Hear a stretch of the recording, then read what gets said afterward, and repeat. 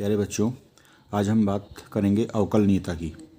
जैसे कोई फलन f(x) दिया हुआ है और इस फलन f(x) की x बराबर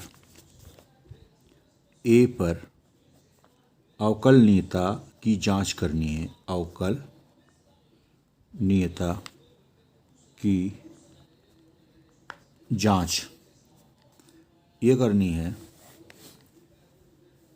तो हम ये जांच कैसे करेंगे? जांच का मतलब ये है, अवकलनीयता की जांच का मतलब ये है कि जो ये फलन f(x) है, ये दिखाना है कि x बराबर a पर ये अवकलनीय है या नहीं है। इसके लिए जो प्रोसेस है वो ये है, सबसे पहले हम राइट हैंड डेरिवेटिव RHD, इसका मतलब है राइट हैंड डेरिवेटिव, इसकी वैल्यू ज्ञात करते हैं। और ये वैल्यू ज्ञात करने का फार्मूला है limit h tends to 0 f a plus h minus f a upon h। फिर उसके बाद लेफ्ट हैंड डेरिवेटिव ज्ञात करते हैं और ये ज्ञात करने की जो फार्मूला है वो ये है limit h tends to 0 f a minus h minus f a upon minus h। ये ध्यान रखना है, राइट हैंड डेरिवेटिव जब ज्ञात करते हैं तो उसमें यहाँ पे एफ ए प्लस एच आता है और लेफ्ट हैंड डेरिवेटिव में एफ ए माइनस एच आता है, और हर में आर एच डी ज्ञात करने में प्लस का एच आता है और लेफ्ट हैंड डेरिवेटिव ज्ञात करने में माइनस एच आता है। ये ध्यान रखना है। और अगर राइट हैंड डेरिवेटिव ये बराबर आ जाता है लेफ्ट हैंड डेरिवेटिव के, तो इसका मतलब x बराबर a पर जो दिया गया फलन f(x) है वो अवकलनीय होगा। और अगर ऐसा नहीं है तो इसका मतलब उस बिंदु पर ये अवकलनीय नहीं होगा। एक बात और नोट करनी है कि राइट हैंड डेरिवेटिव का एक दूसरा नाम भी है, इसको हम लिख सकते हैं r f डैश a, और इसी तरीके से लेफ्ट हैंड डेरिवेटिव को लिखते हैं एल एफ डैश ए।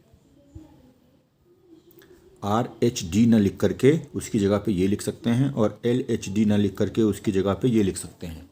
तो आइए एक सवाल करते हैं इस पे आधारित, और वो सवाल है कि दिखाइए कि f(x) बराबर x² बिंदु x बराबर 1 पर अवकलनीय है, f डैश 1 का मान भी ज्ञात कीजिए। तो इसको हल करेंगे हम। यहाँ पे x बराबर a की जगह पे x बराबर 1 है और f(x) की जगह पे x² है।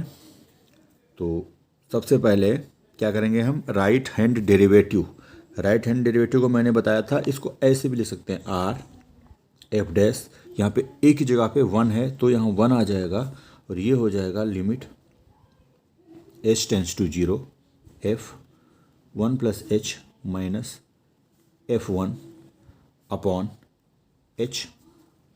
देखिए अब आगे क्या होगा, limit h tends to 0 f1 plus h की वैल्यू क्या होगी, f(x) की वैल्यू है x², तो f1 प्लस h ये हो जाएगा 1 प्लस h का whole square minus f1, f(x) equal to x² है तो f1 क्या हो जाएगा, 1 का स्क्वायर अपॉन h। देखिए क्या हो जाएगा, ये लिमिट h टेंड्स टू 0, यहाँ पे a प्लस बी का होल स्क्वायर है, इसे खोल दीजिए ब्रैकेट को, तो ये बन जाएगा 1 का स्क्वायर यानी कि 1 h का square plus 2h minus 1 square का मान 1 होगा और नीचे h आ जाएगा, प्लस का 1 माइनस का 1 ये कट जाएंगे आपस में, तो ये बन जाएगा बराबर लिमिट h टेंड्स टू 0, ये बना h² plus 2h upon h। इसकी वैल्यू आ गई लिमिट h टेंड्स टू 0, इसमें ऊपर h कॉमन आ गया तो ये बचा h plus 2 upon h, h से h कट गया तो इसकी वैल्यू आ गई, जब हम h की जगह पे 0 रखेंगे इसमें, ये बचा है h प्लस 2 तो ये बन जाएगा 0 प्लस 2, यानी इसकी वैल्यू आ गई 2, यानी r f डैश 1 की वैल्यू आ गई 2। इसी प्रकार से हम एल एफ डैश 1 की वैल्यू याद करते हैं। ये क्या आ जाएगी, limit h tends to 0 f1 minus h minus f1।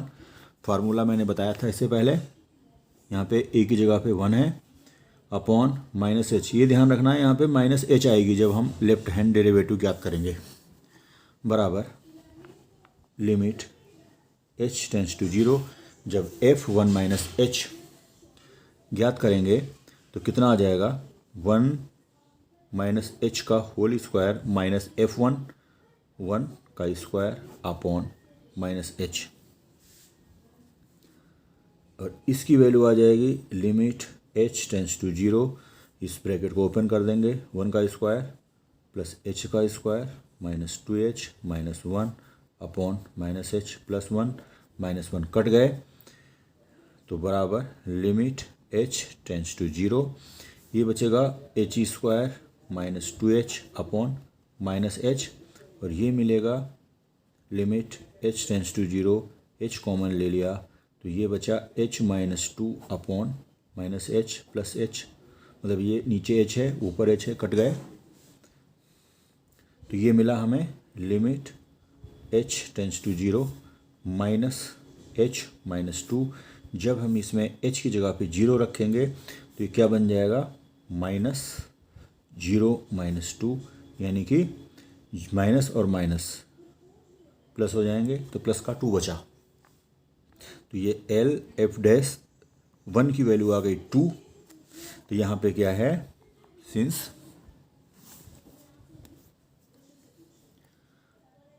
Are f dash 1 equal to